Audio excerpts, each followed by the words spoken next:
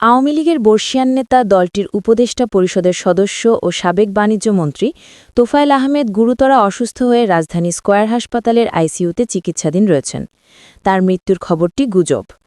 রোববার ২৮ সেপ্টেম্বর রাত ১১টার পর তোফায়েল আহমেদের ভাগ্নির ছেলে ও ভোলা সদর উপজেলাধীন দক্ষিণ দীঘলদী ইউনিয়ন আওয়ামী লীগের সাধারণ সম্পাদক মোহাম্মদ কামাল হোসেন ফেসবুক পোস্টে এই তথ্য নিশ্চিত করেন।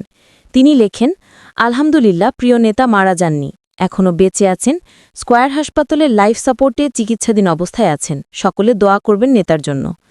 তোফায়েল আহমেদ দীর্ঘদিন ধরে প্যারালাইজ সহ অন্যান্য শারীরিক সমস্যায় ভুগছেন।